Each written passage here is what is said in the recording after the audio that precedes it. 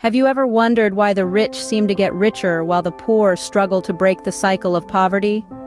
Today we're going to delve into the world of wealth disparity and unearth the key differences between the rich and the poor. We've arranged these differences in a countdown format, starting from the least significant to the most. It's a journey that's bound to challenge some of your preconceptions. So, without further ado, let's dive into our countdown with number 10. Starting at number 10, we have the value of time. Here's the thing, for the affluent, time is often seen as a more valuable resource than money. They understand that time, once lost, can never be regained. Therefore, they opt to invest their time wisely, focusing on long-term benefits. On the other hand, those with less financial means may prioritize immediate monetary gain. The allure of quick cash can sometimes overshadow the potential growth that could be reaped from a well-invested period of time. It's a stark contrast, right? One sees time as an invaluable asset, while the other tends to trade it for immediate returns. This brings us to the 9th key difference. At number 9, we find financial education. This certainly is a game changer.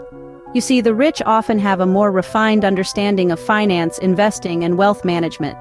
It's not just about earning money, but it's about making that money work for you.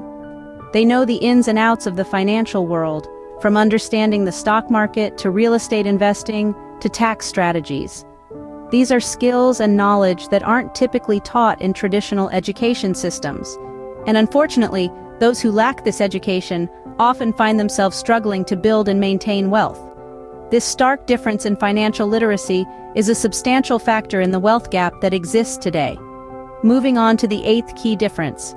Coming in at number 8 is mindset. What sets apart those with wealth from those without is often their approach to life and their belief in their own abilities. The rich tend to cultivate a growth mindset. They believe in their capacity to learn, to grow, and to overcome challenges. They see potential failure not as a dead end, but as a stepping stone to success. In contrast, many struggling financially harbor a fixed mindset. They see their circumstances as unchangeable, their abilities as set in stone. They perceive failure as a confirmation of their limitations, rather than an opportunity for growth. Overcoming this mindset can be a significant step towards financial success. This leads us to the 7th key difference. At number 7, we explore risk-taking. In the realm of finance and wealth building, risk-taking plays a crucial role. The rich recognize that substantial growth often requires stepping out of comfort zones and taking calculated risks. They are not afraid to invest, even when the outcome isn't guaranteed, because they understand that the potential payoff could be significant. On the flip side, those with less wealth often steer clear of risk due to fear of loss. It's a protective instinct, but one that can hinder financial growth. They may stick to safe options, which rarely lead to substantial wealth accumulation. It's this approach to risk that often sets the rich and the poor apart. Moving on to the 6th key difference. Number 6 in our countdown is passive income. You see, the wealthy understand the magic of passive income. Instead of trading hours for dollars, they build systems, invest in assets, or create products that generate money around the clock.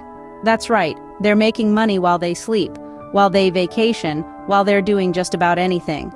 This is a sharp contrast to the majority who rely heavily on active income, working a 9-to-5 job, essentially trading their time for money.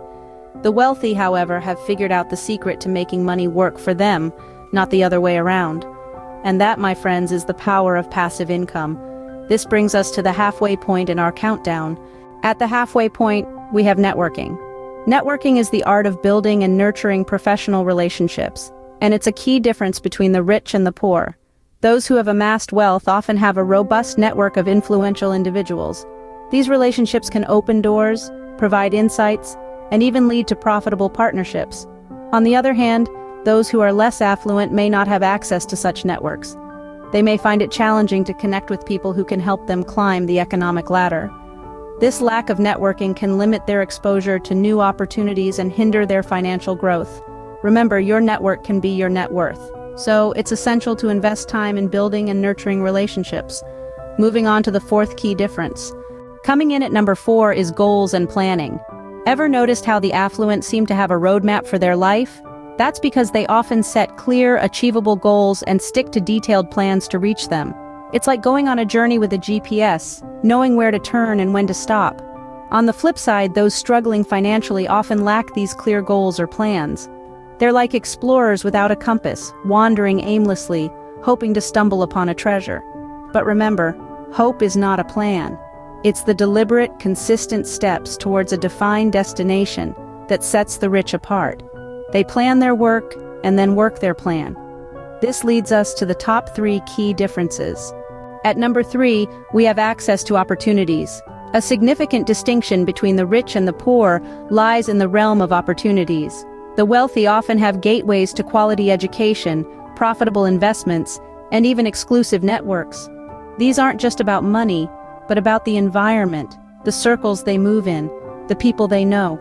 It's like a secret club with membership passed down from generation to generation. On the flip side, those with less financial means often find these doors shut tight, making it harder to break the cycle of poverty. They may lack the resources, the connections, or even the knowledge to seize these opportunities.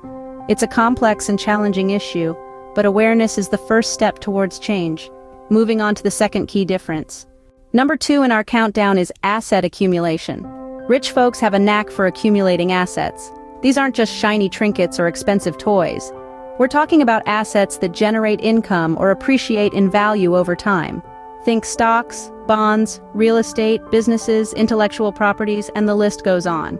On the flip side, those less fortunate often find themselves burdened with liabilities, things that suck money out of their pockets.